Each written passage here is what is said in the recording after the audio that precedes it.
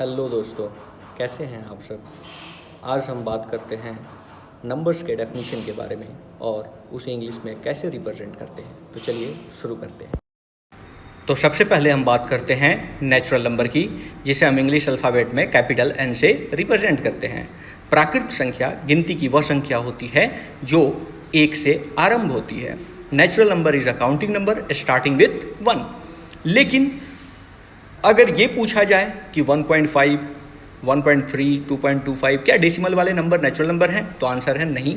और अगर ये पूछा जाए -3, -4, -2.5 क्या ये नेचुरल नंबर है, इसका भी आंसर है नहीं।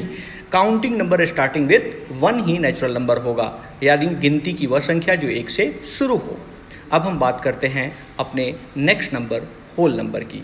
होल नंबर यदि प्राकृत संख्या के साथ हम 0 को भी शामिल कर ले, if 0 is included with natural number, तो ये बन जाएगा होल नंबर। अब हम बात करते हैं अपने नेक्स्ट नंबर जो है इंटीजर, पूर्णांक। इंटीजर को हम इंग्लिश अल्फ़ाबेट के कैपिटल Z से डिनोट करते हैं।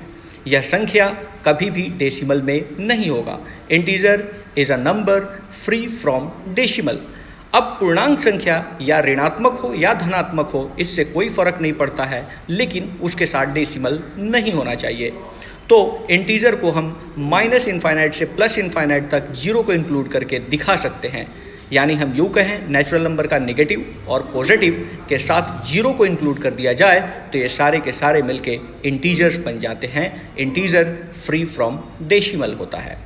अब हम बात करते हैं अपने नेक्स्ट नंबर जो है रेशनल नंबर। रेशनल नंबर यानी परिमेय संख्या। परिमेय संख्या को हम कैपिटल Q से रिप्रेजेंट करते हैं और इसे परिभाषित करते हैं a number represented in the P/Q form but Q is not equals to 0। यानी संख्या को P/Q के रूप में लिखा जा सकता है, लेकिन Q 0 नहीं होगा। इसे हम मैथ्स के कैपिटल Q से डिनोट करते हैं। यानी जितनी भी संख्याएं हैं जिसे हम दशमलव में या दशमलव के बिना निरूपित कर सकते हैं, वो सारी की सारी संख्याएं रेशनल नंबर यानी परिमेय संख्या के अंतर्गत आएगी। यानी अगर कोई होल नंबर या नेचुरल नंबर की बात करता है तो वो भी एक परिमेय संख्या में आएगा। अब हम बात करते हैं इरेशनल नंबर की।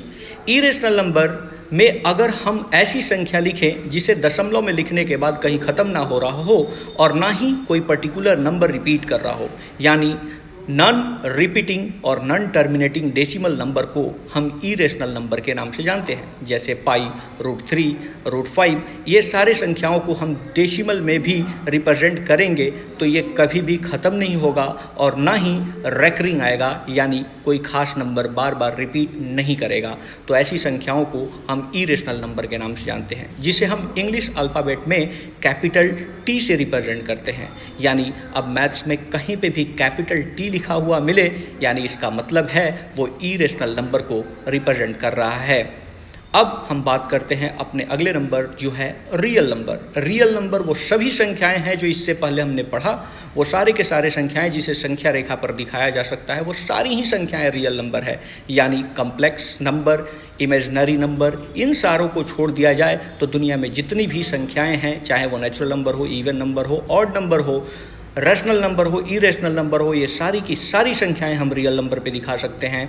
तो इसीलिए ये नंबर लाइन पे दिखाया जा सकता है और नंबर लाइन पे दिखाए गए सभी संख्याओं को हम रियल नंबर के नाम से जानते हैं। या यूं कहो कि दुनिया की सारी संख्याएं रियल नंबर हैं, इमेजिनरी